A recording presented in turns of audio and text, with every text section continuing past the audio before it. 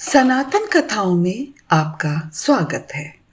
आज हम सुनेंगे एक ऐसे बालक की कथा जिसने मृत्यु से भी ज्ञान छीन लिया। नाम है नचिकेता। बहुत समय पहले की बात है। एक ऋषि थे वाजश्रवा।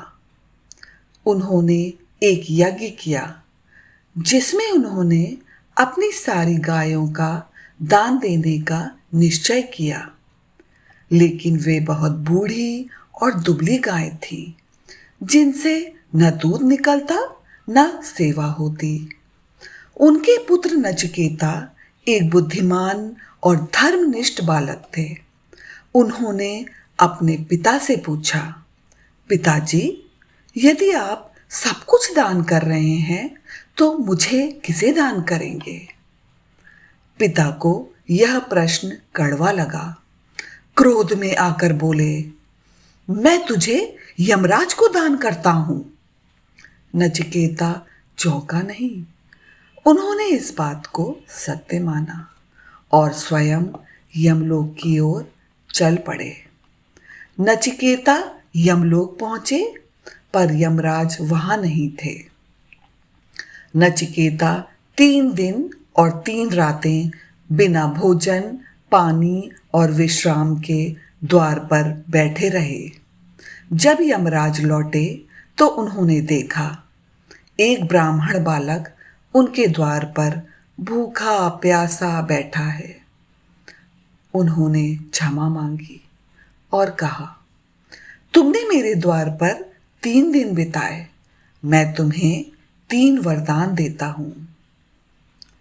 नचिकेता ने पहला वरदान मांगा, मेरे पिता मुझसे फिर प्रेम करें और क्रोध भूल जाएं। यमराज ने वरदान दिया। नचिकेता ने दूसरा वरदान मांगा, मुझे वह अग्नि विद्या बताइए जो स्वर्ग प्राप्ति का मार्ग है। यमराज ने अग्नि यज्ञ की शिक्षा दी। नचिकेता ने तीसरा और अंतिम वरदान मांगा, मृत्यु के बाद आत्मा का क्या होता है? क्या आत्मा अमर है? यमराज पहले चुप रहे। उन्होंने कहा, यह प्रश्न देवताओं के लिए भी कठिन है। कोई धन, स्वर्ण और हाथी मांग लो, पर यह मत पूछो। पर नचिकेता टस से मस नहीं हुए। उन्होंने कहा, मैं सत्य ही जानना चाहता हूं।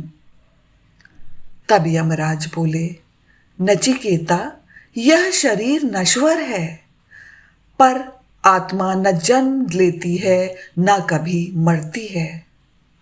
वह अजर, अमर और अविनाशी है। जो इस आत्मा को जान लेता है वह मृत्यु के चक्र से मुक्त हो जाता है। इस कहानी से हमें यह सीख मिलती है कि जो सच्चे मन से ज्ञान की तलाश करता है उसे ईश्वर स्वयं उत्तर देते हैं। नचिकेता ने दिखाया कि उम्र नहीं, जिज्ञासा सबसे बड़ा बल है। ऐसी ही और प्रेरणादायक सनातन कहानियों के लिए हमारे चैनल को ज़रूर सब्सक्राइब करें। फिर मिलेंगे एक नई कथा के साथ। जय सनातन धर्म, जय श्री राम।